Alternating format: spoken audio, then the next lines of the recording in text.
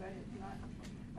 Hujan berada pagi ini. Last night we were here and it was so wet, everything very wet. Okay, so today we are going to do this klinik nomor 1 tentang exegesis atau thesis dengan fokus dalam bab 1. Tapi saya boleh bagi satu macam panduan atau guidelines kepada semua bab yang lain dalam thesis. So you will know what you must do for bab 1 and then how you will do the other chapters. Okay. But before we do that and before we go into anything here, I wanted to tell you a little bit about, because if you have not, if you do not know too much about practice-based research, please Google it, go online, do some reading about what is practice-based research. Basically, you will read lots of things about practice-based research, but basically, an important part of practice-based research is what the topic is. What are you studying? What do you intend to do with your topic? Okay, that is one important thing in practice-based research. So before you go into the field, before you even think of doing any kind of, what is your intention? What do you intend to do? Satu topic yang specific, okay? That must be there. And what you will read is that people who write about practice-based research, they call this macam artifact, macam something, you know, this is macam artifact here, okay? Practice-based research is this thing. Well, this is your topic, basically, any topic. And this is what you are going to do your practice-based research on. There's handout here, hello? Handout, yeah. Yes, my husband. Oh, no, but, Lakan. Oh, yeah. Please come. And there is also sign in. So that's the first thing, what? What are you doing? What do you intend to do? Another part of practice-based research, and this one you will read, you don't have to take notes, but you will read. How will you do? How will you do this, what you intend to do? So what do you want to do? How will you do it, okay? And that's very an important part. It's the methods that you will use within that context of practice-based research. You know, all of you who are in this program, you come into the program sebagai orang yang professional ataupun hampir professional in whatever your area is. We have music people here, we have film, we have creative writing, we have all these areas that ASWARA covers, yeah? So we know you are a professional. So we want to know how you are going to carry out what you intend to do. So that's number 2. Okay. Also, another part of this research is that when you do the research, you will discover new knowledge, pengetahuan yang baru. What is new that we never knew before in your topic, whatever it is. So that's another part that's important in practice-based research. And then finally, and this is very simple, okay? Ini sederhana saja, very simple. And lastly, when you have that pengetahuan baru, that new knowledge, you will create a product of some kind, some sort of product created dalam package di sini. Once you have that new product, whatever it is, okay, and some people ask me what, because I have students who do macam research that mungkin lebih dekat dengan sejarah, lebih dekat dengan ini, dengan sociology, whatever. What do you do? Well, in fact, I was going to bring to show you. You can do a book. A book would be your creative product, a new book. You could do a small book dengan DVD untuk jelaskan apa yang ada dalam buku. You can do recording. You can do persembahan that is utama yang major on the stage. You can do any number of things for that creative product, okay? And once you have that creative product, yang akhir dalam practice-based research, you take that product and goes back into the community, back into society. If you do a persembahan, for example, a new dance form, and it is performed on the stage, it will get performed in a pentas, mungkin Dewan Bandaraya Kuala Lumpur or someplace like that. You are giving back to the community. If it's a book, the community can buy the book and read your book. the idea of a buku kecil dengan DVD. We have, in my research and with my colleagues, we have done that kind of thing for Bangsawan misalnya. And Bangsawan, that booklet with the DVD, actually the CDs, are used in the Maktab Perguruan now, used in the universities to teach Bangsawan, to give their samples, performance, and yet you can read the book. And booklet itu 80 halaman is in Bahasa Inggris, Bahasa Malaysia. So it's used in the schools now. So your product, whatever it is going to go back into the community to be part of the community. So think about those things as you are going to do your practice-based research. Okay.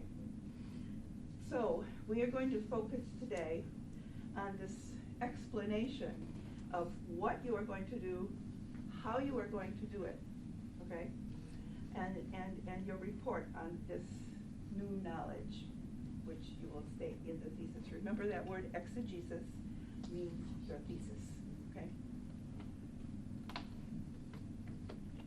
Okay, what do I have here? Okay, this is our scope for today.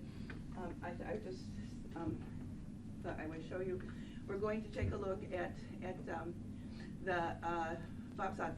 This is the first chapter, and then we will also take a look at Bab 2, Tinjau and Literature, State of the Art Review, and I will tell you what can be contained in there, and then Klinik yang kedua, focus on Bab 2, on the Tinjau and Literature, and also you will be doing a chapter, satu bab lagi dalam kaidah, the methodology, your research, your rekaan kajian. For PhD only, all right, you must do a kajian dasar. We are calling it foundation work, okay? This tells us, and you tell in the thesis, what was important for what is your background? If you did MA thesis already, terangkan sikit, gambarkan sikit MA thesis. If you have published anything, all of that becomes your foundation. If you are in visual arts, you have done exhibition, that is part of your foundation. Whatever you have done in the past to give you this foundation for your research, okay? But that's for PhD only, because people who do MA, biasanya they don't have this kind of that kind of background and foundation. Syukra ada satu lagi. Thank you very much. Okay, so that's for PhD. Number 5, you will explain your findings in Bahasa Inggris, your new knowledge. What did you discover from all that research? Apa yang pengetahuan baru, and your findings, okay? In the MA, you will focus on findings, probably, all right?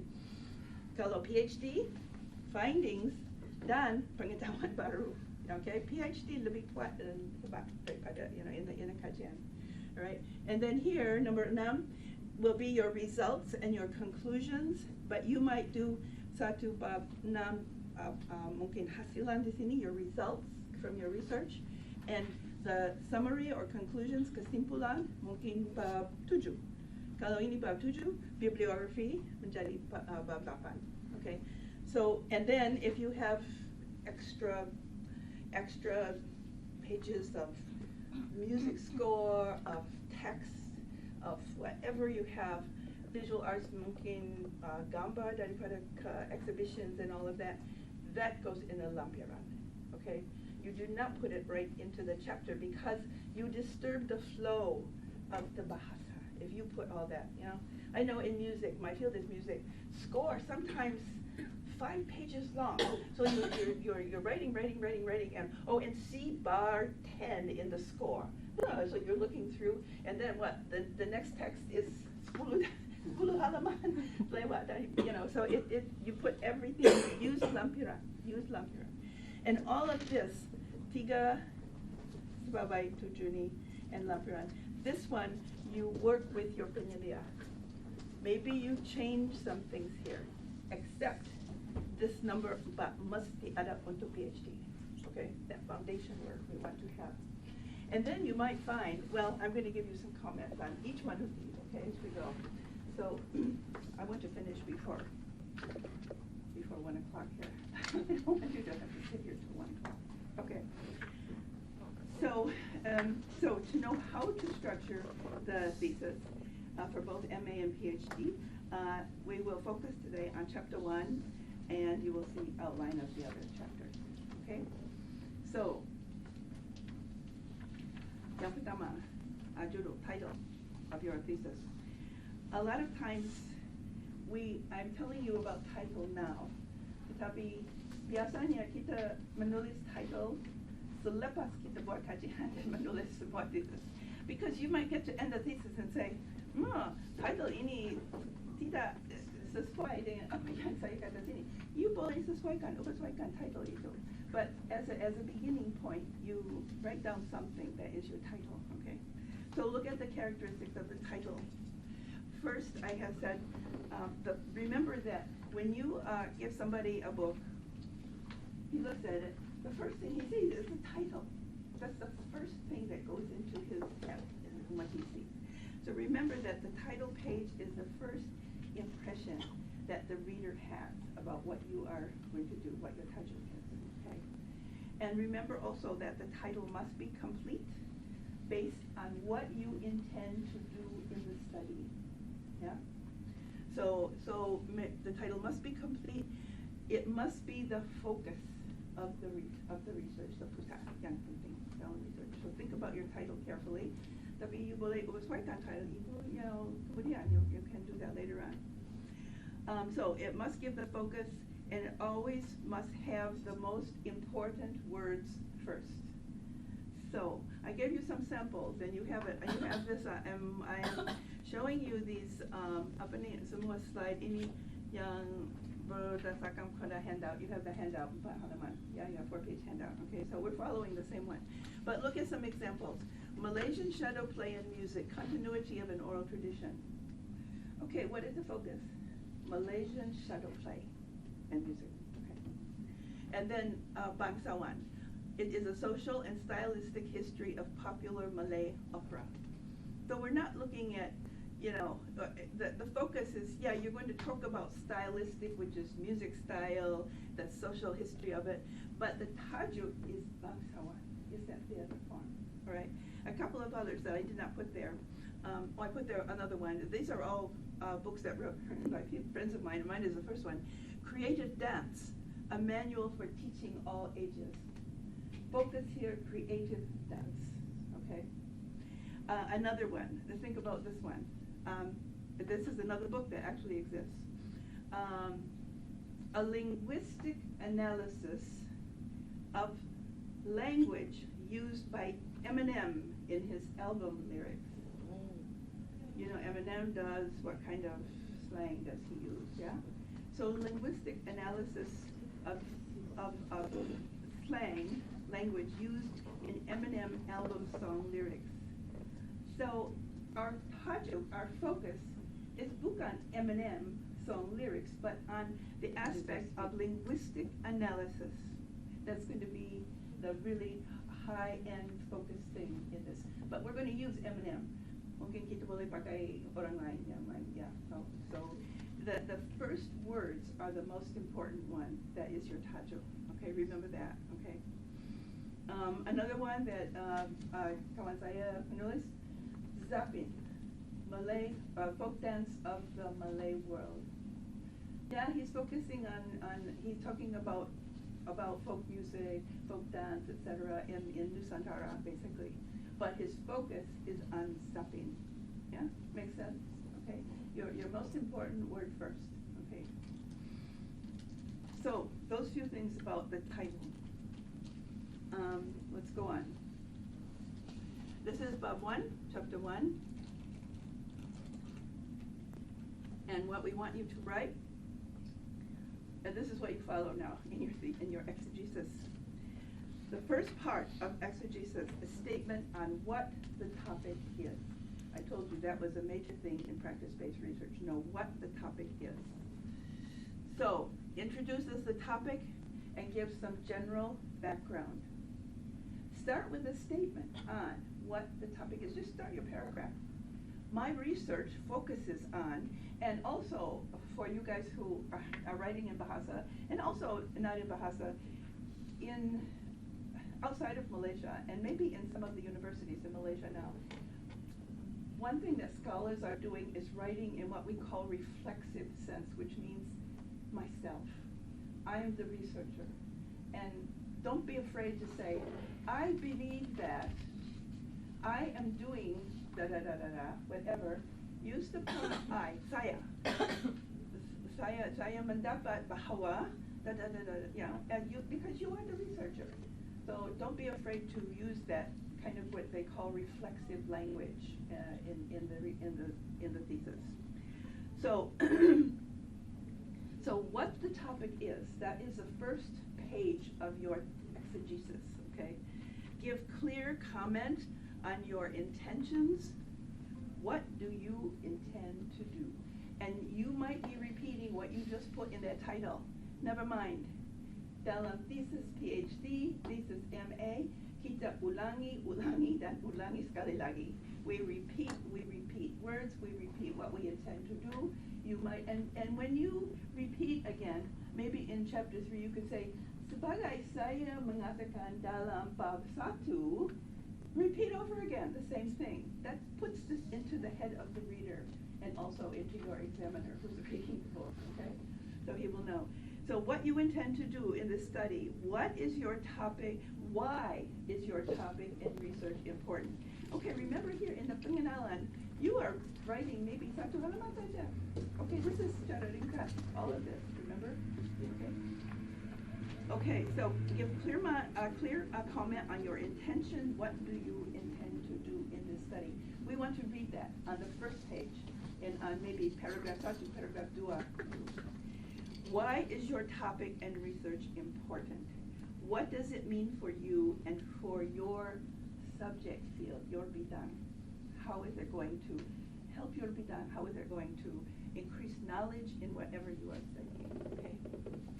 So all those are important. Just in a maybe satu halaman saja, okay, or maybe 2 halaman, just 2 pages maybe. Introduce the topic, give some general background about what your topic is. Okay, you have all of this in your handout. Okay, and then start the section with a statement on what the topic is. Just as clear and simple as that. Tell what you intend to do. Establish the nature and the scope. Why is your topic and research important? Okay, after this pengenalan, we are going to come to some subsections. Bagian kecil di bawah. Okay. So we have pengenalan number 1, and then on your handout, if you have pencil, what I used when I did this one, because I was using guidelines from practice-based research, saya mengatakan sini in your handout number 1A. You can change that to 1.1. Okay, 1.1. Thank you. Okay, so this is 1.1. Once you give the pengenalan, then we want to know the permasalahan kalian. What are your research problems? Your statement of your problem. Okay, very important is very clear statement on your research problem. This is an important focal point. Pusat yang penting dalam your thesis. State specifically the subject, the topic to be studied. Again, you're stating it again. Never mind. State it again. That's it. Why is it important? Mungkin sekali lagi, ulangi. Why this is important in your permasalahan? Okay. Your problem statement actually answers the question, why? Why does this research need to be conducted? Why do you need to do this research? Yeah. Be very, secara ringkas, very concise, tepat sekali dengan perkataan yang digunakan. Your words must be very specific, okay? Target, we call it macam sasaran, target words, okay? Okay, and then tell why does this research need to be conducted? Be on target with your words. What else am I telling you here? Fatima. Okay, so maybe you write all of this, you have 3 paragraphs saja. You say, well, maybe I should write a little bit more. What else? Okay. This is still 1.1. Permasalahan kajian. You can add. You boleh tambah 1 paragraph lagi, 2 paragraph lagi, whatever. But why the problem is important enough to study, and then pendapat oleh orang sejarah lain. Okay? Opinions of other scholars. You can include so-and-so, Dr. So-and-so, who did a lot of research and but he says this, and this supports my permasalahan, you see. This is so, today, that's why we have this big problem. Okay? You can quote other people here. Just 1 paragraph, kecil, yung pendek. What else to tell you here? Okay. Opinions of other scholars. I just mentioned that one. Okay, this one also. Tell if the problem relates to other areas. If you are in Seni Persembahan, performing arts, how does it relate to other problems in the performing arts? If you are in Seni Visual, how does it relate to other aspects of Seni Visual that yang mungkin berhubungan dengan whatever you are talking about? You don't know. You can do that. How does it relate to something else? This is to just expand untuk membesarkan bahagian ini sedikit, okay? And I give you an example here, satu contoh. It was just something I thought about. How do I tell these people relating in my area? Saya seorang ethnomusicologist. I'm in music, so I was thinking, okay. I said satu contoh saja. In this study of music, did I write it? Yeah. In study of the music of the theater, we see that since KLPAC has been closed down by the city, probably, okay, there is a serious lack of venues for performances for the urban audiences.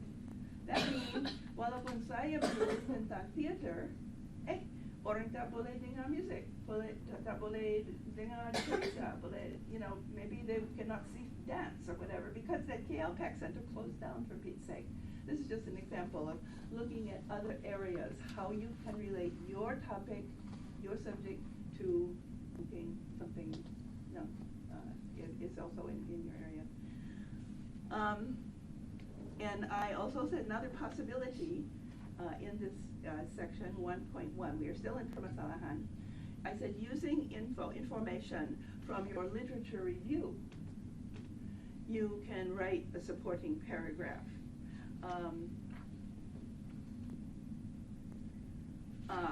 Okay, I don't know if I gave you.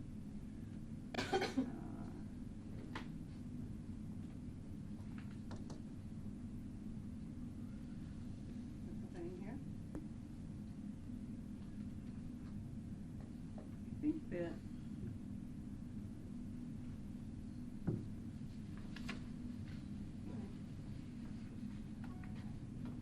No, okay. Stay here for a minute. From your literature review. Okay, so you have done some kind of literature, tinjauan literature, and you want to refer to something there. In summary, you could see, sebagai menyatakan dalam bab 2 tinjauan literature, tak ada buku tentang tajuk ini. There are no books in this field. Or books in this field are 2 or 3 titles, that's it. Nothing else written. Or else the books in my field are so old, they are old-fashioned, they are out of date. So you can refer to. This is part of your permasalahan. Yeah?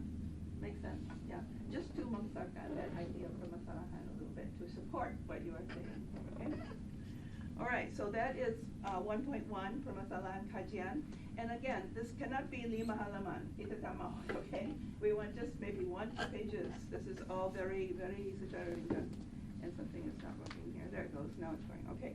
Number 1.2, and I called it 1.B, but you changed the letter B, huruf B, tukar kepada 2, 1.2. This is the context dan tujuan kajian, context and purpose of the research of the study that you're doing.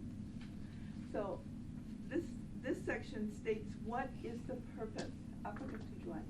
Why are you doing this? Okay, and also. This section answers why does this research need to be conducted. All right.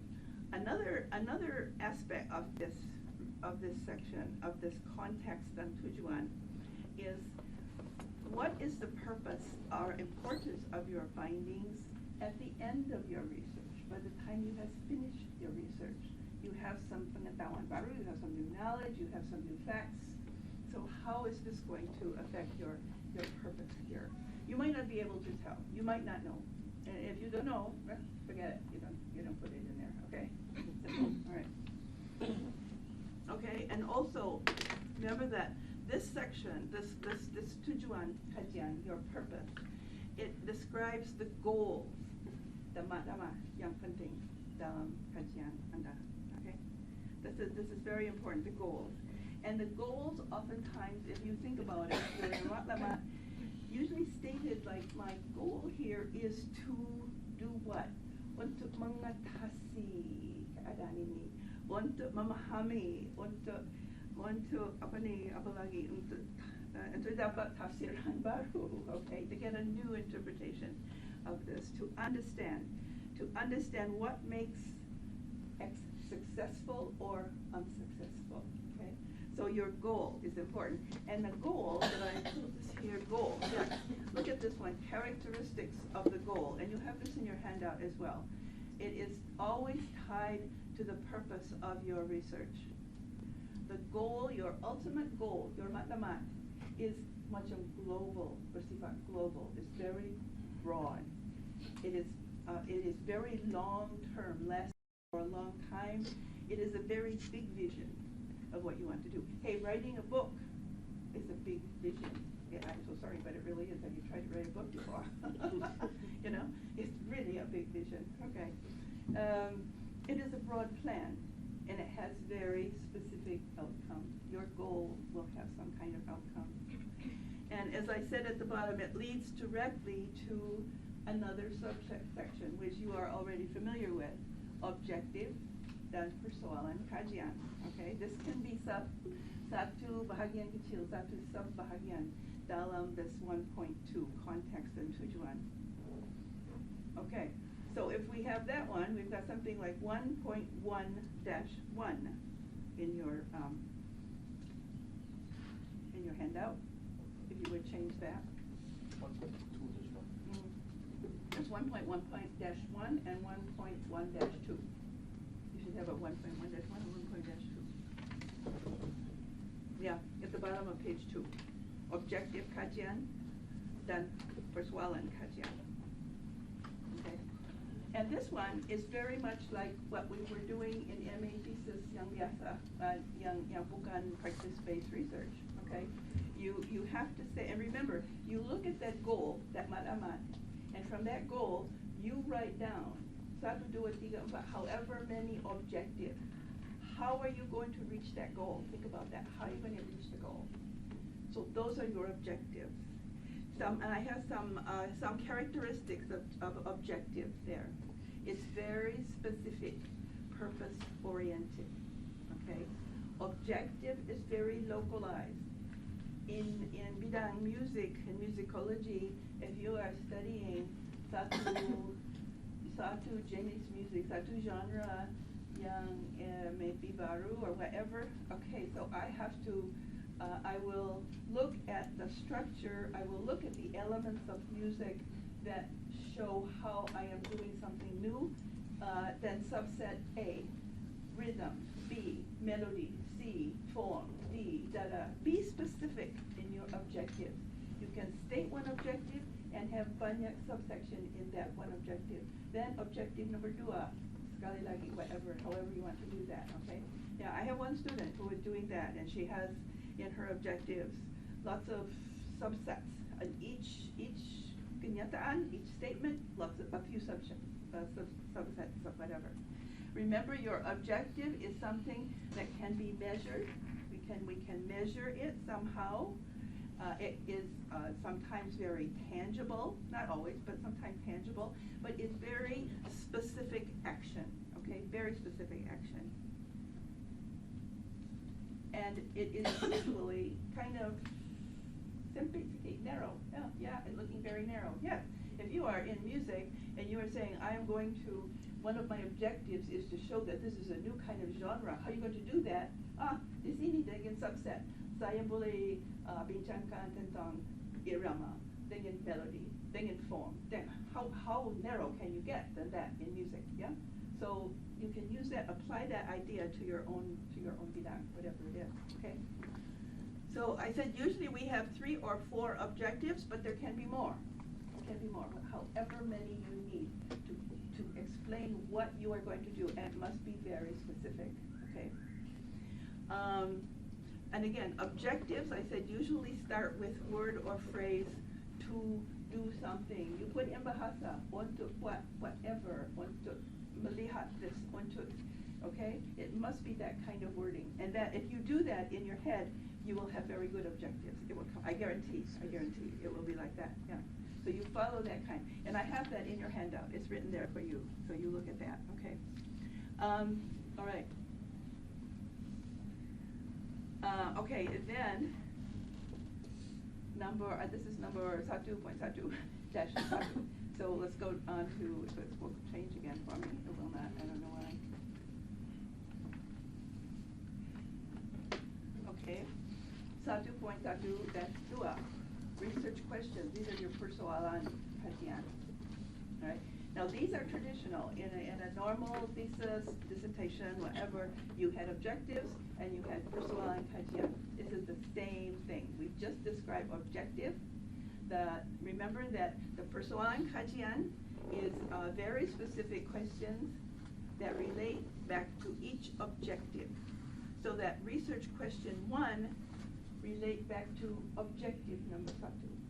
Persoalan number 2 berkait dengan balik dengan objective number 2.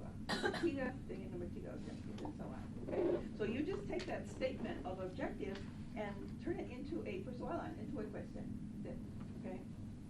And it will help you also understand what you make sure you have everything in place for your objective and your persoalan kajian.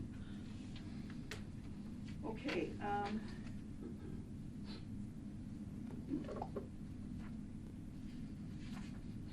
Okay, so that one fulfills all of this section on 1.1, the context.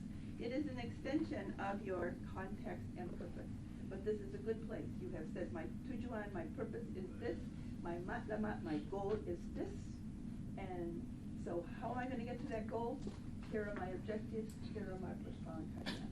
Okay, that's all in one section there. You might have 2 halaman, 3 halaman, whatever. Okay, it might be kind of a big section. Okay, so we go on. Number 1.3. So on your handout, it will say 1.C. Yeah, 1.C lah, huruf C tukar kepada 3. Okay, 1.3. This is your kaedah ataupun methodology. Okay. Dalam bab 1 ini, you remember everything is secara ringkas, very concise.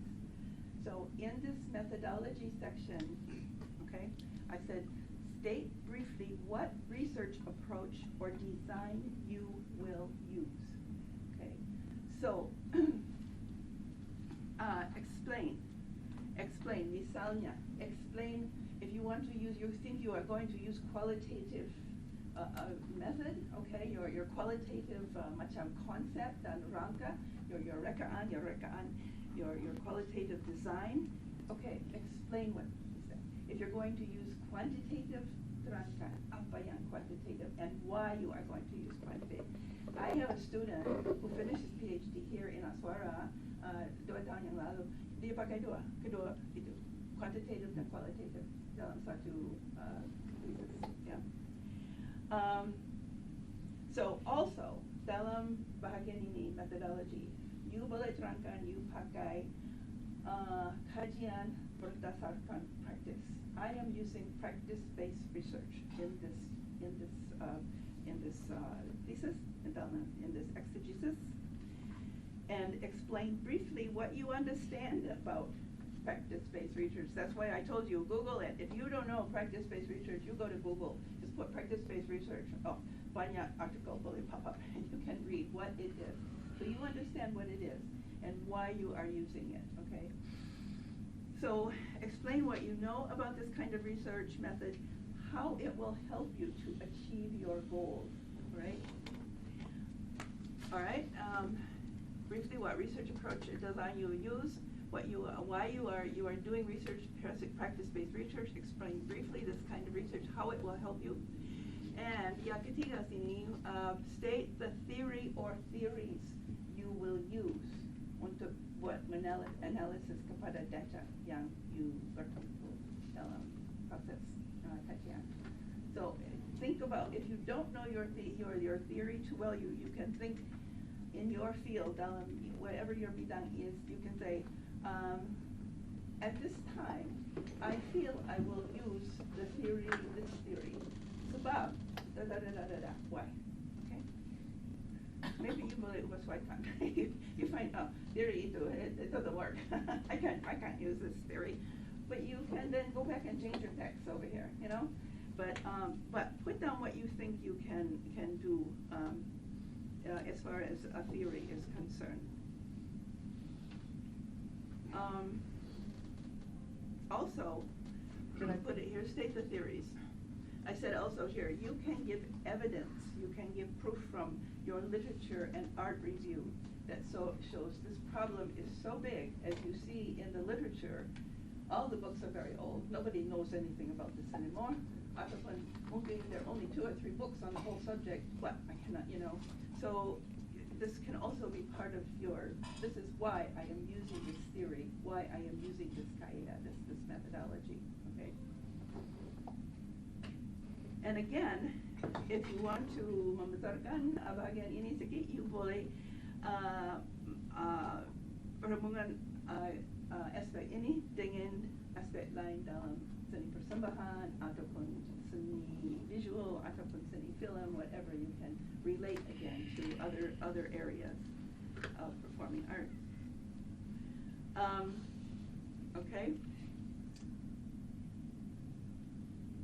So this one I think is very clear. We do not want to see 5-10 pages about methodology. Not here. Okay, it's coming though. It's coming. So just wait. Okay. All right. Okay, yang lain.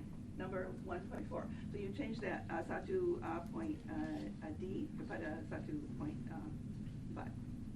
This is what you are going to tell us.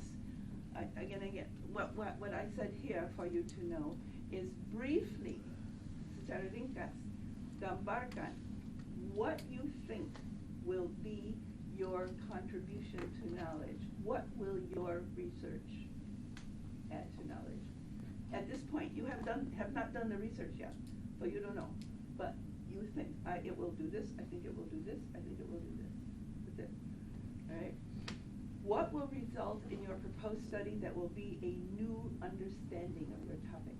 You incorporate that into the paragraphs. We never knew this before, tetapi I think we will find out that this is so and that's so. Yeah. All right, and then also in this remember this bab satu is all preliminary stuff. State who will benefit from these outcomes or contributions to this new knowledge. Be clear about the communities who will benefit. And when I say community, I mean people in visual art, people in film, people in music, people in dance, whoever might benefit from what you're doing.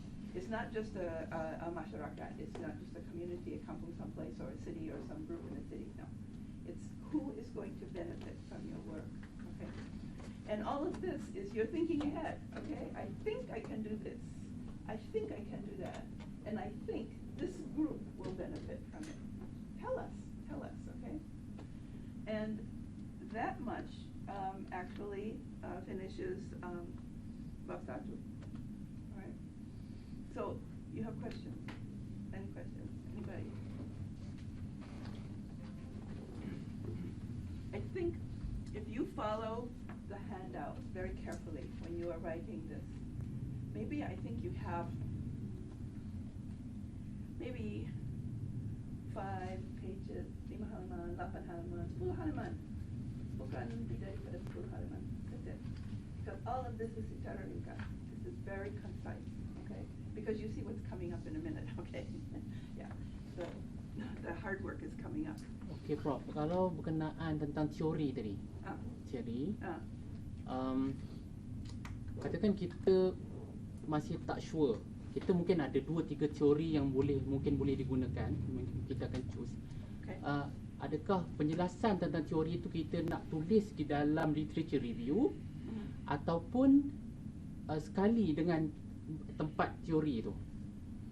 You boleh pakai apa yang sesuai pada masa itu. You see, because you don't know, you tak tahu apa yang lebih sesuai untuknya. So you boleh menyatakan sebagai itu. Saya tidak kurang pasti, tetapi mungkin. And then also I'm going to tell you something else about the pathway. I might as well tell you now because I will forget. This bab 1, you start working on it now. I don't know if you all have penyelia yet or not, but you start working because we have colloquium coming up in bulan June. There's colloquium, and you must give a report. You must give a presentation at the colloquium. As a student yang baru sini, you boleh bagi semua aspek dalam bab 1 secara ringkas saja. You buat satu PowerPoint, just point number 1. This is my tujuan, and tujuan is one. And then when you get to this point of theory, you can say, saya percaya bahawa mungkin theory ini boleh digunakan, tetapi mungkin Prof Halim, dia boleh kata, oh, but you think about this other one. You think about that. Well, he will say that, or somebody else will say, okay? Because they will give you some, dia boleh bagi idea dan pikiran tentang if you are, but you can put it that way. I think I can use this theory. The theory ini boleh digunakan, and it will be used this way, ataupun mungkin as you terangkan sini, and so you can state your ideas, but you will be questioned about it. And if you're questioned about it, biasanya sama ada saya ataupun Dr. Wong ataupun Prof Halim ataupun orang lain yang duduk sana dan dengar in a colloquium, they will ask you, but they will also, dia boleh cerangkan, oh mungkin you pakai, think about this one, you think about this, that might help you to get the theory in place. So it's still flexible here. Banyak flexible, okay? Does that make sense? Yes. Satu lagi, bolehkah kalau dalam satu research kita menggunakan base lebih daripada satu teori? Mungkin 2 teori kita gunakan untuk kita lihat. Oh, boleh. Mestilah. Especially dalam bidang saya, music. Oh yes, we can use 2, 3 mungkin theory. Because kita mau terangkan bahagian ini dalam music, so we use that theory. Bahagian lain kita pakai theory yang lain. You can do that, absolutely. The same as you can do qualitative dan quantitative dalam satu thesis. You boleh campur. Yeah, absolutely. Certain aspect of your research might be qualitative, certain aspect might be quantitative. You never mind, you do that. You terangkan what you are doing. And same with the theory. Oh, cuma how about methodology? When we use 2 theories, is it 2 different methodology or what?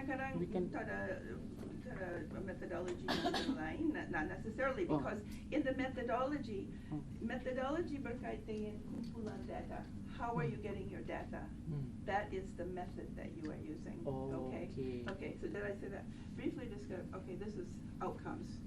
Maybe when I get to the bab 3. Oh, okay, boleh sampai. Yeah. So, but you can't. Don't be afraid to mix. Okay.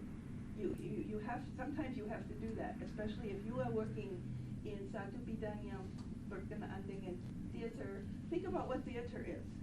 It is cerita, it is pentas, it is costume, it is tarian, it is music, it is all those things. So how are you going to use one theory to terangkan semua dan buat analysis kepada, you might have, so this is flexible, absolutely flexible. Okay.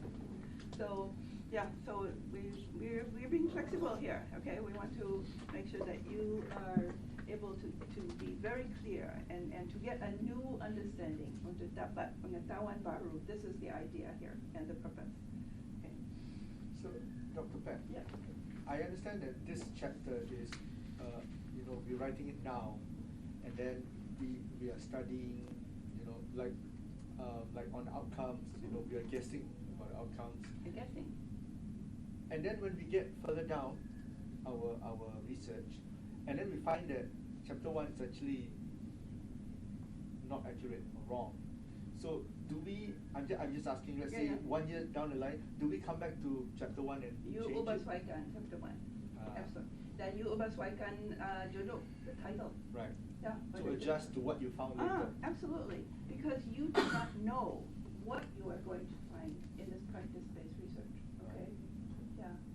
So, yeah, absolutely. You boleh ubah sesuaikan semua. But you do it, you bawa advice dan nasihat daripada penyelia. Right. You work with your penyelia, so your penyelia knows what you are doing. Yeah, makes sense. Yeah. Okay. Yeah. Okay.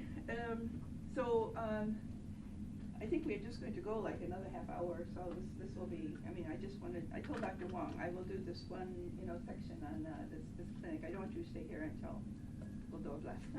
Okay. Yeah. All right. So let's go on. So you know chapter 1. Any questions? Even afterward, you can come ask me a question. You have some question, okay? Okay. So I said, Bob, do a chapter 2-6. Di sini saya bagi guidelines sahaja, satu macam guide panduan, so that you will know what you're doing. Okay. Chapter 2, Bab 2. This is your tinjau on literature dan art. I could have put seni there. I should have put maybe seni visual. Okay. This is your chapter that presents the results of your literature survey. Okay, you are doing not only survey of literature yang berkait dengan buku ataupun artikel, something yang diterbitkan, tapi also you include, if you are in visual misalnya, artworks, works of art dalam satu exhibition. You can do persembahan. If you are in theater or dance or music, if there is a persembahan that is important to your research, you pakai persembahan itu sebagai satu aspek literature. You besarkan idea literature itu bukan buku saja. It can be exhibition, it can be pameran, it can be persembahan music, persembahan theater. It can be all kinds of things you bring into this chapter bab 2 and you talk about it. It is, and also I note here, this is important because this is a critical review. Satu tinjauan yang kritis, yang khas kepada apa yang penting dalam buku ini. Is this book, you might think this book is terrible. Oh, this one he wrote twice, this is bad. I didn't say so. You are a scholar. This book does not tell me anything about my tajuk, about the bidang, etc. Maybe these books are too old. You kumpulkan semua, maybe you have 5 or 6 books about some aspect in seni visual. But menulis dan menerbitkan pada awal dalam abad ke-20. Well, hey, if it was published in 1910, what? Old-fashioned, very old. You're going to use that? Yeah, you can take a look at it. Tetapi look at your bidang dan your tajuk hari ini dalam sense contemporary. What is important today? Look what came after 1910. Okay, apa lagi selepas tahun ini yang diterbitkan that's important in my bidang. So take a look at all these things, and what you can do is say all these books are about. I go back to my bidang music. These are about music theory. Tapi semua buku ini ditulis sebelum tahun 1950-an, before the 1950s. Well, we have come a long way since 1950s. We talk about form differently. We talk about pitch differently. We talk about all these things in a different way. So these books really did not help me too much. Yeah, they give me some background about my tajuk, but tak banyak. Okay. Tapi apa yang penting lagi? So we look at other books, other articles, other works, other aspects of theater, other performances. So-and-so did this performance. Ramli Ibrahim, dia bagi satu persembahan. He's giving, by the way, ODC in Dewan Bandaraya Kuala Lumpur in the pentas there on 10 hari bulan ini. So you want to go see ODC, yeah. But he gave dia mainkan tarian ODC ini 4 tahun yang lalu. So now he is giving us a new rendition, and rendition ini menyokong apa yang saya buat, saya menulis dalam tarian. So now it's changing. So you are talking about a persembahan of dance. You can talk about an exhibition of painting, or maybe architecture somewhere if you're in cine visual, or in film. Yeah. Oh, you people in film have lots of film to talk about and to see what goes on and how it supports you or does not support you. So be critical in your tinjauan literature. What helps? What does not help? Apa yang tua sangat? Apa yang contemporary? Okay, all those things are important. This is a critical review in relation to your bidang and your research questions. And I've stated here for you, the literature includes published papers, articles, research monograph, books for sure. That a lot of times a monograph is a book, catalogs, in Seni Visual maybe, reviews of performances, reviews dalam surat kabar ataupun wherever you find reviews. It includes exhibitions. It can include works of art, actually, paintings, sculpture, whatever you are working in. It can include films. But what we don't want to see here is no textbooks. Okay, textbooks come out. Okay, there's no point to a textbook. Yeah. So this tajuk for tinjauan literature will be dibincangkan lagi dalam klinik nomor 2, 8 hari bulan Mei. Yes. Sorry, Prof. So what I'm gathering from you is that literature survey is the material and data we are using for the purpose of our research. So it is not only contained within the means of books and journals, but also performances and things that we can see. Absolutely. But then we need a recording for you it. You need to have some documentation of that. Kalau performance mungkin performance dari persembahan dalam music, there must be some kind of recording that you can use as sebagai reference. You believe like this one and available mana, that kind of thing. Yeah. And usually with in music a little bit hard to do that sometimes, but in macam seni visual, exhibitions are documented. There is, you know, digambarkan dan ditulis, and there's a date on it, a year, and so forth. So you have all that. It's very easy to do. In music, a little bit different. Also, maybe in dance. But as long as you have some kind of, and even if kalau performance that involves music, if there's a review about what the performance was, you have statement about the person who wrote in the maybe surat kabar, mungkin the Star or the Straits Times. But in this case, if the reviews are written in blogs, are they usable? Written in what? Online blogs. Yeah, you bagi URL. Okay. You give the URL. Oh yes, online always. Yeah, and in fact, I will talk about that in Klinik nomor 2. Yes, but you must give the complete URL. Mana you dapat penerangan ini and tarik yang you access URL. How about YouTube? Can For you? videos? Yes. Performance from videos? Absolutely. Can use. And but you again URL. YouTube dengan URL. Okay. Yeah, must be there. Yeah. So that's possible. Music albums. Let's say we're talking about a jazz recording. So we can use the CD recording. Absolutely, because published by a valid publisher. So you have the publisher's name, you have the CD number, you have the year of release. So that's under literature. That's under literature, absolutely. So think about this idea of literature sebagai satu tajuan luasannya, that it includes all kinds of things that you can put in. Yeah. If you find some recordings that were done of maybe because I work in, some of you know I work in the area of traditional music and music already sort of old-fashioned here. But if they're recordings from long ago, yang terlihat dalam satu perpustakaan, then the name of the person who did the recording, the date the recording was done, the format, sama ada tape, what kind of tape, cassette, ataupun reel to reel, yang old fashioned, you know, reel to reel. Who did the recording? Mana, the place, the date, whatever you can get, that documents. And where it is. Oh, dalam perpustakaan Aswara. Ataupun perpustakaan Yus Malaya. Yeah. So, yeah.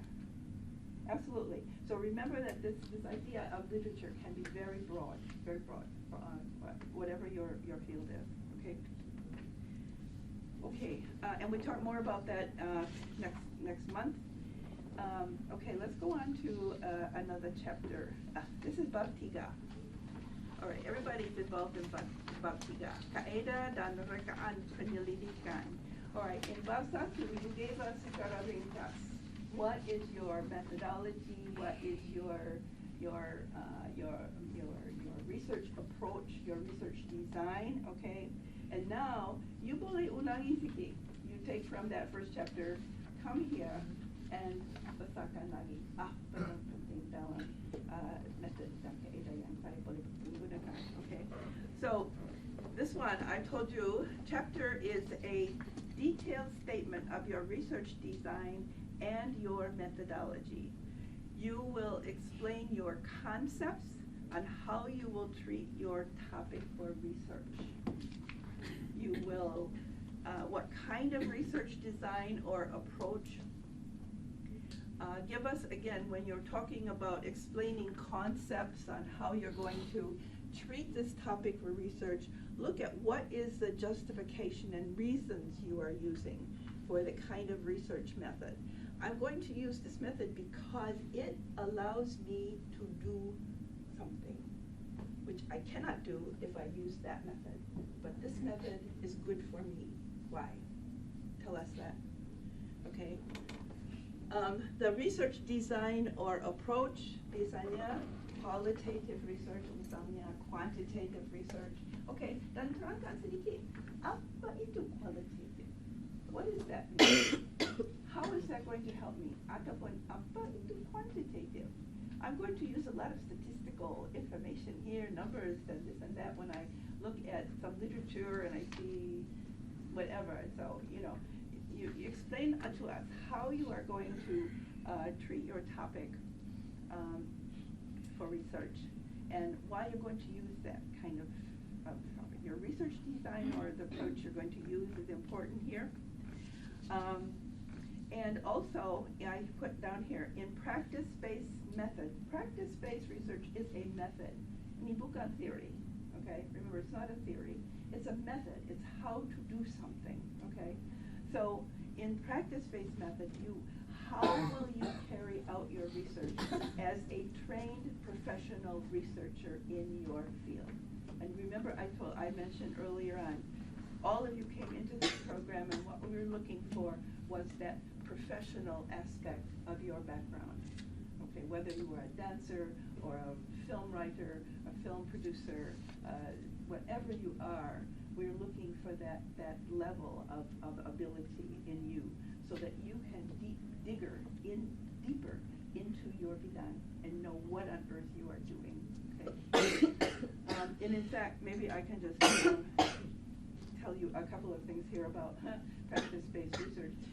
When you will be reading about practice-based research, you will read about the fact that we as a researcher, we choose a subject, and as I told you, they will call it an artifact. Artifact, macam what you see in the museum or something like that. Okay, here's our artifact. This is what I am going to be researching, this artifact. And as practice-based researcher, you will use various kinds of methods. You will use interviews, learn about different kinds of interviews. You will go to wherever this artifact is and you will do observation. And even more than that, you will go to where this object is and you will do practice, some kind of practice with this artifact. But you're still an outsider, remember that. You are professional as, say, as a musician or a dancer. But this thing, you are not a professional in. So you join the people who are expert in doing that, okay? And when you join them, you learn a lot about what this artifact is and does, believe it or not. You will learn a lot more. You can sit back as an observer and watch. And you can ask questions. Tetapi ada banyak butir-butir yang you do not know until you go there and you work with these musicians or with these dancers or with these artists, and you find out, how does this really work? Then you are really getting a lot of detail in your background. But you still come out of it as the researcher. That's not your expertise. You know a lot about it, and you can develop some new knowledge about it, but you're still not the expert. You are an outsider still. And you come back to all your notes, your recordings, everything you have gathered, and you start doing your analysis and writing about it, okay? This is basically a practice-based research method that I'm sort of describing to you. Now, when you start reading online, if you Google practice-based research, you will also read about something called practice-led research. LED in English. I can't even put it into Bahasa. One of you guys could do it. But in practice-led research, from what I understand, you are a professional in your field. You go into that field and you work with other people who are also performing or painting or whatever they are doing, and you work directly with them to create something new, a new style. One thing I can think about, one in my field, I go back to the music, and I go back to my own culture, if I can for 1 minute, but I think you will understand it. I'm a musician, and I'm a piano player, and I guess I could do it with piano. Okay, yeah. And there are some groups out there that I know very well. I know all these guys who are performing. They're performing rhythm and blues. Okay, they're performing rhythm and blues.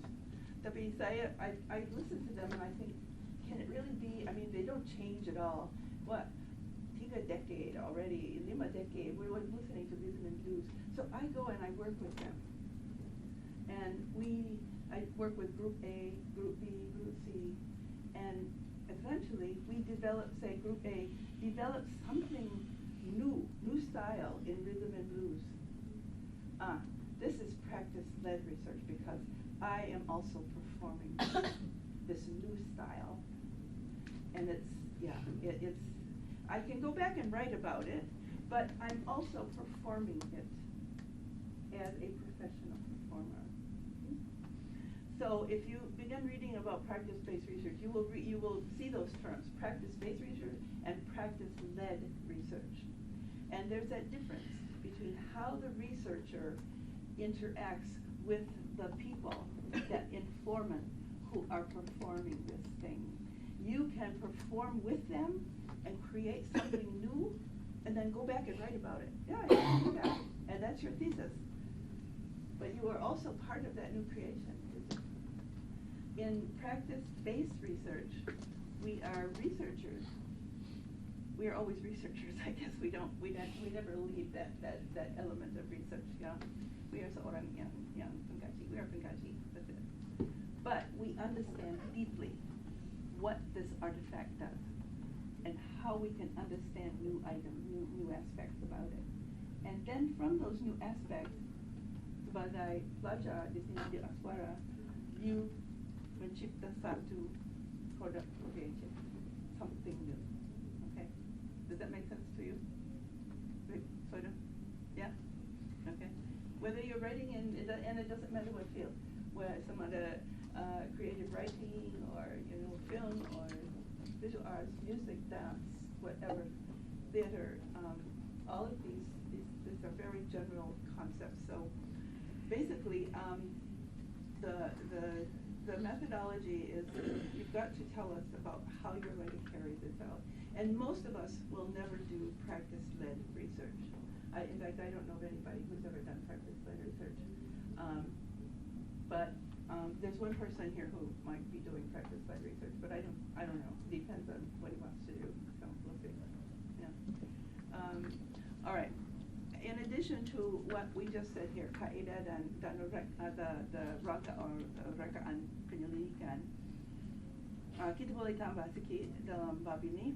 Bab 3, I said bab 3, bersambung sini, continued, can add possible sections on some of these tajuk, limitations and delimitations of your research project. I think I gave you this one. I think I gave you all of this. Just looking here. Guidelines, okay. Yeah, okay. I put some bahasa in there. I'm not sure of the istilah here I'm using, but limitations, but maybe batasan, okay? These are restrictions on the researcher or the research topic itself. Things that the research cannot deal with for whatever reason. There will be some things. I said here, maybe because of political situations of where you go. In my field, I have had colleagues who want to go to the southern Philippines to study music in Tawi-Tawi, misalnya, in Filipinas Selatan, okay, in other islands in the southern Philippines. This was a few years ago. They could not go because of the political situation. And when they went, they did be able to go one time. Police, ikut, military, ikut. They went on a satu perahu, a boat full of military, and the police were there with them, and they went to do some recording, and it was in Tawi-Tawi, and yeah, they did a recording, berapa jam? Oh, kita mesti tolak pukul 5, we get out of here, that's it. Everybody back in the boat, we go back to Mindanao or whatever. Oh, there was very strong political limitation here. So you probably will not find that in Malaysia, but, well, that was in the Philippines. Okay. Also, maybe because of the nature of your topic, maybe you would not find people who want to tell you about what they are doing. Who knows? Okay. Because maybe there are no informants. Number one, oh yeah, that one, because few or no informants still alive who know about music, about the topic, about whatever you're studying. And maybe because of other factors. So these are limitations, the batasan, on your research, okay? But there can also be, come on, where are we here? Let me get my,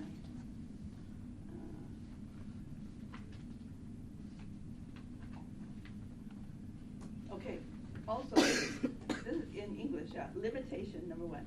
Delimitation, also, number 2. These are restrictions that the researcher himself or herself establishes for the study. So maybe because of the scope of the research, maybe it's too large, then the research needs to narrow down. You mentioned that to me earlier about your research project, yeah, the people thought a bit luas on it, yeah, okay, maybe, right? But, well, okay, then you are putting delimitations on your project, on your first project. Maybe because of health-related conditions in the field that limit the research. Delimit, you say, oh no, ada Denny ada sana, I'm not going there. That's it. That's it. Okay, so you're putting restrictions on. I didn't go there because, yeah. Okay, maybe cannot travel by boat or air because you get sick or you get sick or something. Cannot travel. The limits the kind of methods that he will use. This might, you can write about this. You believe in this. And in this bhakti dining. So because of other personal or academic considerations, I said you and supervisors might request very narrow research on topics that the research must follow. But you discuss, you bincangkan dengan penyelia, and he will tell, and you will decide between yourself and that supervisor, should we put limitations, what should we do? And sometimes you don't even have to state limitations. But anyway, this is one thing you can do, limitations and delimitations.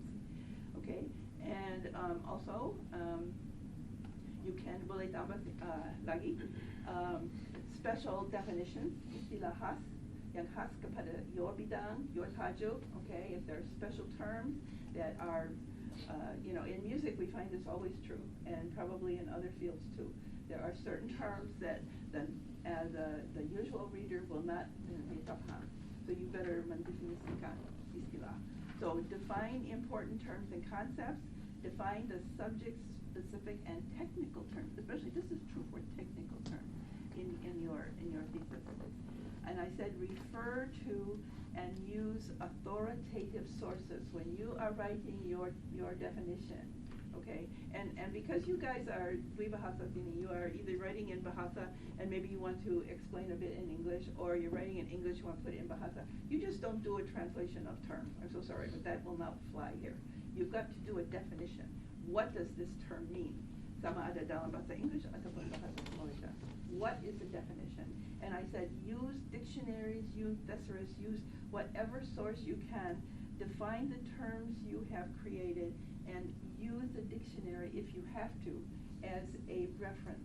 So you can use a footnote, okay? A footnote satu. This came from the whatever dictionary from whatever. Okay, and I had said also define terms that you might have created yourself, which are called, quote, operational terms.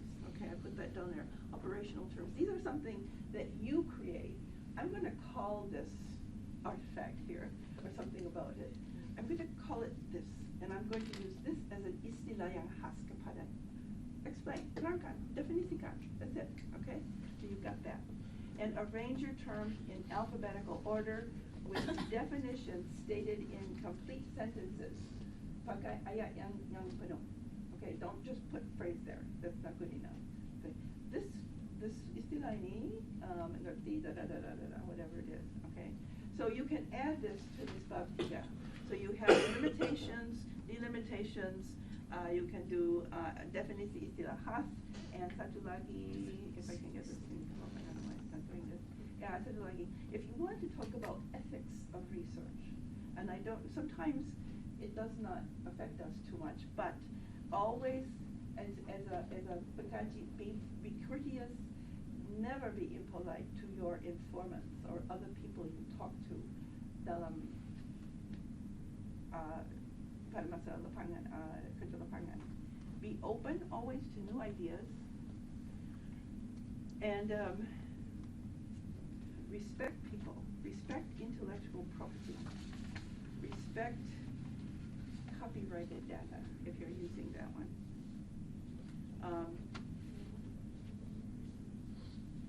Get author's permission. And in my field, in music, we are always faced with author's permission. I need, or recorder's permission, or pengkaji's permission to do this, or pre-recorded material, things of that sort. Check on copyright date. When does the copyright expire? So that you know. If it expires, first you can use it. You give a reference, and that's it. You're using photographs. You're using visual materials. You must get copyright. If it's copyrighted, you must get permission, and always have that used by permission, and give some background to it. Okay, that must be there in your explanation. I put over here, and this is true. Always respect human dignity, regardless of how lowly you think this person is who's just doing what you're doing. Oh, he doesn't know very much, but boy, he can really sing. Whoa! But hey, respect him for what he can do. Yeah. So this is important. You can write about it, but you do not have to write about it. This is just something that you must know yourself in your own head. Okay. But you can add it to this bab 3. Okay. Any questions so far about any of that? No? About methodology, anyway. Bab 3 is it's very important one, and it is one that and also, you know, when you are writing this and you're working with your penyelia, remember, saya sebagai penyelia, I'm always thinking this person is going to have a pemeriksa luar on this. He's going to have a pemeriksa dalam and satu yang luar. So how? Because I have been pemeriksa luar many times, so I think, okay, he's writing on this kind of music. You know, let's see what he has said, and does he explain clearly? And kalau tidak jelas ataupun kurang jelas, I ask him in the viva. Remember, the viva is coming up for you in the end. So I am always with my students, I'm thinking, okay, he has explained this. Is it clear to me? Yes, I understand. Tapi kalau kurang jelas sedikit, oh, I know so-and-so is going to come from UITM and ask him. I know they're going to ask him this question, so he must terangkan lagi whatever, you know. I know that, yeah. So I am constantly looking out for that. sebagai penyelia sendiri, I am a supervisor. I want to know that this is clear, that this is, and all of these sources are documented. Yeah, my students complain a lot because they say, oh, you say, ini kurang jelas, terangkan lagi. Yeah, they get tired of my comments. But never mind, they have all passed their Viva, so that's something. Yeah, all right. So this is very important. But again, as I said, you do not have to write about this, but if you want to write about it, that's fine. Okay. But this is for PhD only. Okay. This is kajian dasar. You might call it foundation work. So, okay, let's see, here we are. Okay. Describe earlier all of your work done that relates to your topic. Now, it must relate to your topic. We don't care if you publish something about, books for children long ago, but something that relates to your topic that you are doing now for a new novel, a new idea, this and that, that's what we want to know about. So, for example, include your publications as important background in your current research. What have you published? Some people have published. In fact, I have a student now, PhD, who has published a couple of things in music. And you might want to go back and look at your work, your older work, in relation to your newer work, and say, what I did 5 tahun yang lalu saya buat dapat MA, but I focus on this. Now I take this a step further. Saya mendalam lagi. I am developing some ideas. So now I am going on. So these are important things to look at. Include your publications, anything that relates to your topic that gives a significant background to your earlier work. Okay, so that's number 4. Yeah. Saya ada soalan tambahan. Saya wakil dari Putrajaya. Include your publication. Yeah. If any creative publication can be considered, right? As long as it pertains to your research topic. All right. Kalau berkaitan dengan research topic sekarang.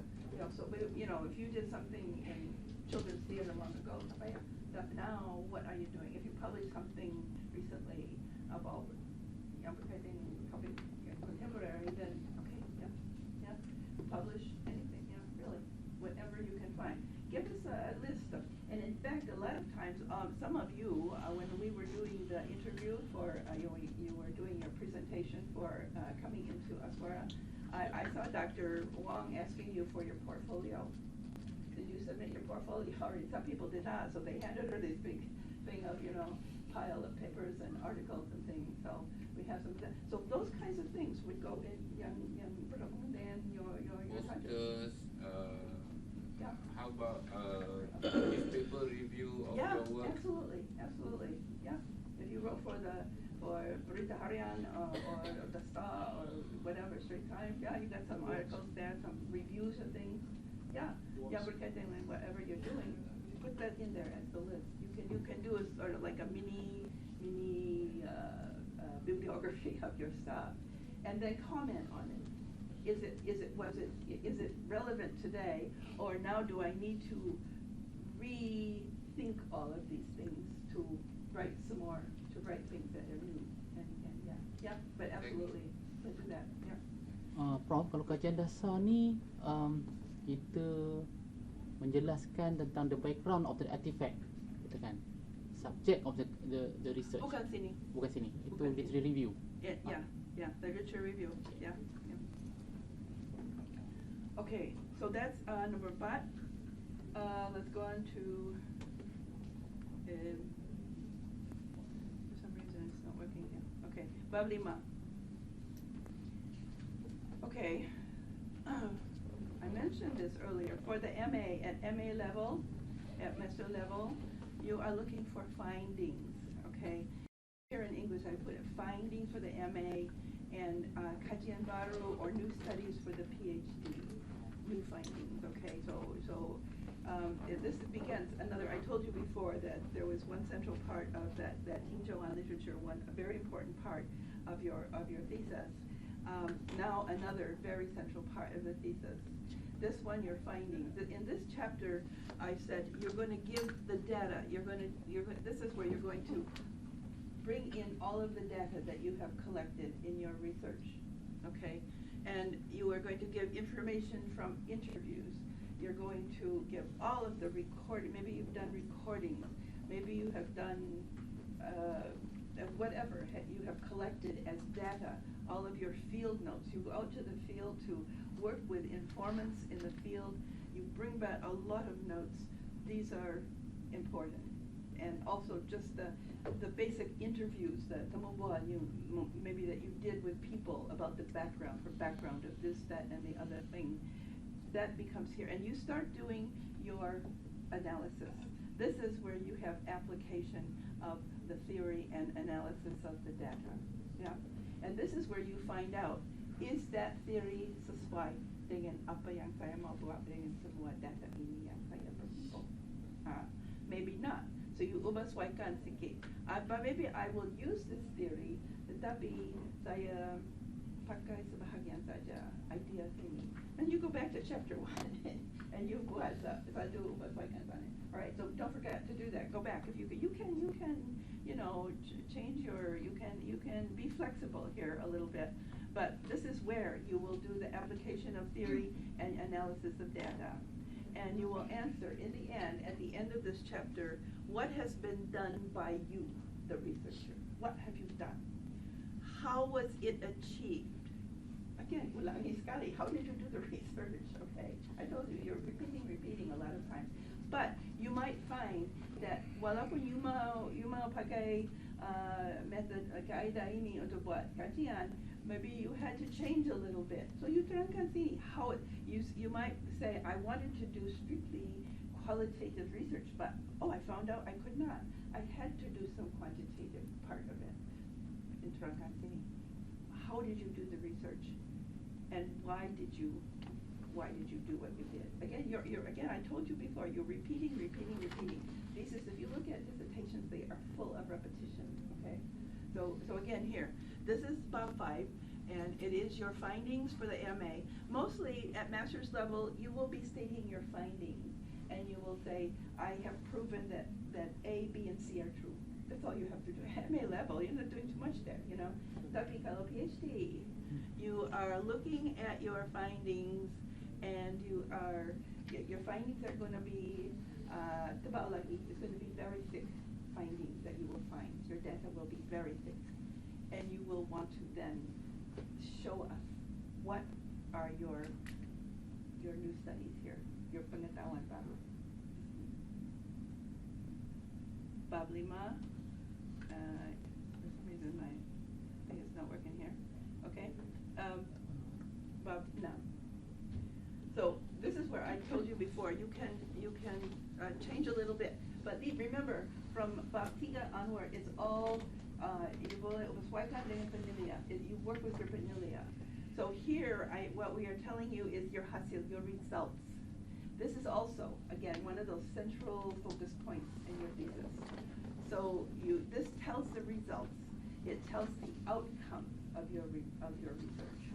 You were telling us before all the theory that you did, how you applied the theory, and you got this and this. Maybe you are repeating ulangi lagi daripada bab 5 dan bab 6, but that's okay. It doesn't matter. So you're giving us the outcomes of the research. You're telling us about your conclusions and all the results that you have achieved, and your new results. Also, this is for PhD, can be placed in the context of bab 4. So you have all this new pengetahuan baru, new findings. You connect with what you did before, if you can. Okay, you might want to with your earlier work. So that depends, but that is something you work out with your penilaian. You might not want to, but maybe it's okay. And you show here in this chapter that your outcomes, your findings, your pengetahuan baru, is got it. You have it there. Okay. So chapter 5 and chapter 6, very important, very important. And as I told you before, if you want to separate, you boleh you you can keep your hasil, defini, all of your results here, and you can do kesimpulan or conclusions in maybe bab 7. Because you want to clarify. So bab 7 mungkin pendek sikit, but these are my conclusions.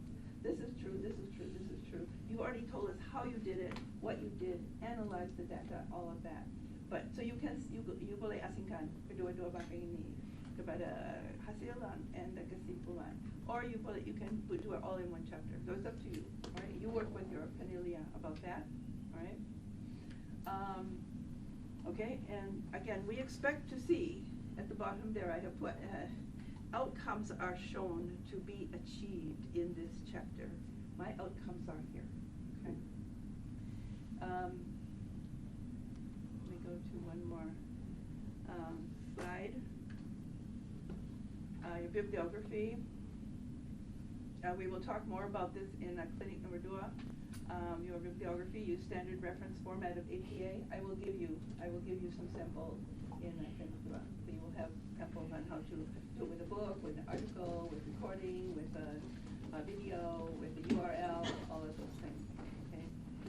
And let's see, anything else here? And this, I just remind you about this. Pakai lampiran. Okay. I don't want to see big scores in the chapter. Yeah. You know. Okay. You have a lot of data that is in macam table ataupun jadual in the lampiran. Because what you want to see in the chapter is that you read. You want the bahasa untuk just flow here. Okay. And then you rujuk kepada lampiran A, lampiran C, halaman such or whatever. Then by the time you have all the numbers, page numbers in, you can refer to page number such and such. So, and sometimes in music, and also you can do this in other fields, we take out certain bars of music and put it in the text. So as you see in lampiran da da da da da, this composer he used this kind of technique. Here it is. Do a bar saja, you know, and you tell where you got it. Lampiran C, halaman such and such, there it is. But you can put it here for ease of the reader to see that. Yeah, so you do that. The extract. Yeah, exactly. Yeah, and it's easy to do today with the kind of software that we have. You can just extract from the score, put it in the text, and you have it there. Okay, and you can use this lampiran, this idea of appendix, we call it in English. If this appendix is satu appendix saja. Kalau dua ataupun lagi, appendices is the bahasa Inggris, ya. appendices, appendices is many, but appendix. But if you're writing a bahasa, you just use lampiran, and it's very easy. So, okay. So, any questions about any of these chapters now? We've gone through entire pieces. Any questions? You probably don't think of one now. I'm going to tell you about one more thing. I want to remind you one more thing, and then afterward, if you just come and talk to me about it if you have some questions. But I have one question. Yeah, absolutely. What is the difference between thesis and exegesis? No difference. No difference. No. Yeah, I explained that before, just at the very beginning. In fact, I had it it's on the whiteboard in the back of the screen.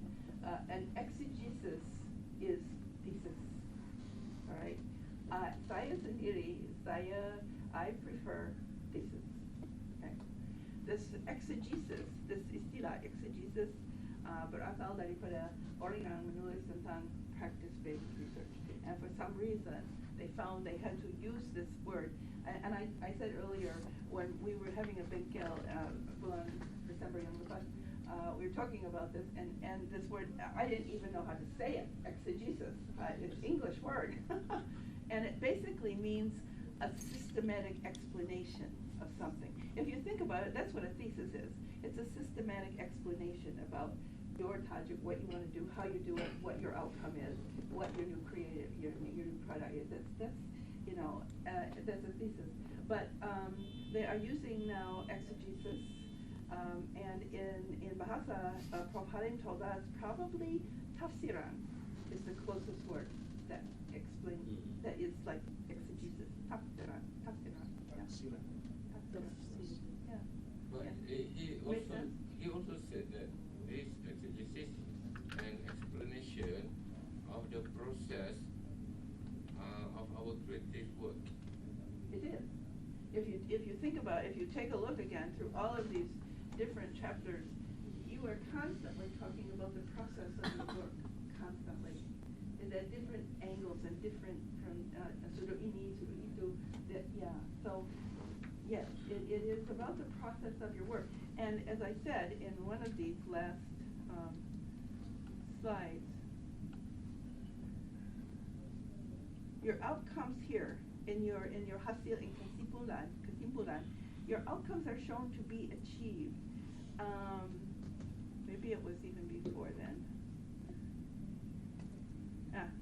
At the end of Bab 5, actually, you can talk about, again, as a central part, here you're doing your analysis, you're showing us your analysis of the data, and in the end, this chapter answers what has been done, how it was achieved, how you did that research, and how you did the application of theory, and why you did it that way.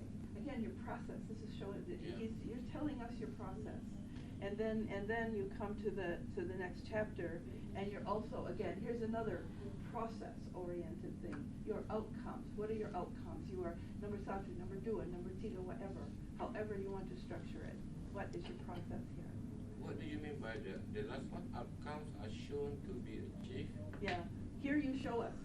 I have new results to be placed in the context of but okay, maybe if you want to do that, but conclusion and results are achieved. That's your outcome right there. Your outcomes are shown. And in fact, I think a lot of this probably came from, this is language from practice-based research. Yeah, your outcomes are shown to be achieved in this chapter. This is your chapter you're showing us. Your conclusions, your results. So you want to see the creative work that has to be performed or displayed. Okay, now this is another step, actually, yes. Yeah. You're showing us new ideas, okay, and what you will do as a creative product. Tetapi you will still be doing portfolio over here, and and this is something I think we need another clinic to talk about portfolio, because you still must do portfolio. Much of, in fact, I'm not going to show you this one because Dr. Wong and I have got to fix it up. There are parts of the old kandungan for portfolio that need to be waswaikan. But once you have all this explanation, analysis is done, you're saying my outcome is this is new knowledge, and you could even say, I intend to do a new production of da-da-da-da-da-da. It's not going to be right here, because this is exegesis, this is explanation. Tetapi dalam portfolio, you boleh ambil bahagian ini, bahagian itu daripada exegesis in your portfolio, and your portfolio shows the new creative product. Okay, but this exegesis, you need to have this for your viva. Okay, and also what we are doing is remember I don't want to forget to tell you this because we're coming almost close to 12 o'clock. I put a note here somewhere. Use bab 1 untuk berkembang satu PowerPoint untuk colloquium. Now, the Penyelidikan may not see it. I don't know, maybe you don't have Penyelidikan yet. But it doesn't matter. You put down, go back to bab 1, and you put down your tajuk. Jelas sangat, as clear as you can get it, as you understand. Okay? And look at all those points. The pengenalan, and then 1.1, 1.2, 1.3, you go down the list, and you buat satu PowerPoint. Remember, in your colloquium, you talk to us for about 10 minutes. 10 minutes. 10 minutes, that's it. 15 minutes, that's it. So, and that's when you will get, for the first colloquium, you will get some feedback from the faculty, and then you can bersesuaikan bab 1, and you are on your way to do the thesis. So, yeah. So don't forget to do that, because the colloquium is coming up in bulan June. I don't know the date yet, but you will be notified of the date. Yeah. else? Any other questions? I have a few more copies of the draft here of the handout if you want, if anybody needs another copy, it's here. I wish you all the best of luck. You will all do very well because you all are you're very, first of all, you're all very smart, very intelligent. I know you are. I know you are. Talking to you. And I think that you will all think very deeply about your subject. I think you will, and you will do very good work. So yeah, we are looking forward to. I forgot how many words for PhD and for master. Yeah, there are some guidelines, but again, you can work it out with your supervisor. I think words I can't. I don't know if I can tell you. I think master's degree is about something amounts to about 20,000 words maximum. So maybe 60 pages, 70 pages. That's it. But PhD, a bit more, and I can't remember what it is exactly, but, and I don't think I have it with me, but it comes out to something like 100 and maybe 20 pages, 130 pages, something like that. Yeah, that's why, yes, sir. Saya ada soalan tentang SDGs dan thesis tadi. Masa mula saya enroll di Aswara, saya ada sedikit problem lah pasal SDGs ni. Kalau SDGs, kalau yang saya tahu, banyak dalam tradition hermeneutik, yang mana proses perbaikan metodologi untuk terjemah dengan lebih berkesan itu satu yang difokuskan lah. Jadi kalau saya tidak buat practice base, Okay. saya more on thesis per se. Jadi Tajuk apa? saya buat tentang seni kontemporer Malaysia dalam konteks system theory by Nicholas Luhmann. So reinterpretation of Malaysia contemporary arts. So dalam konteks kalau practice base, sama ada produk yang dibuat tu akan kita hasilkan thesis dalam bentuk bagaimana kita menterjemah ataupun produk tu macam mana dibuat. Saya tak tahu macam adakah itu jadi isu besar. Yeah, you must be bincangkan dan discussing ya. That's with your supervisor how do we do this. Yeah. And also remember mengingatkan bahawa kalau kita buat thesis ataupun dissertation mengikut bukan mengikut practice-based research, we would have dalam bahagian pertama dalam bab 1 itu we would have satu hypothesis yang penting. You would say kalau A betul dan E betul, maka C da. And kita boleh membuktikan thesis hypothesis itu. Dalam practice-based thesis hypothesis tidak ada. Kurang penting, I should say. But we don't even have to state the thesis. There's no hypothesis stated. I can give you a good example of that. I already gave my question for professors. Some of them are here, and they got to hear this again.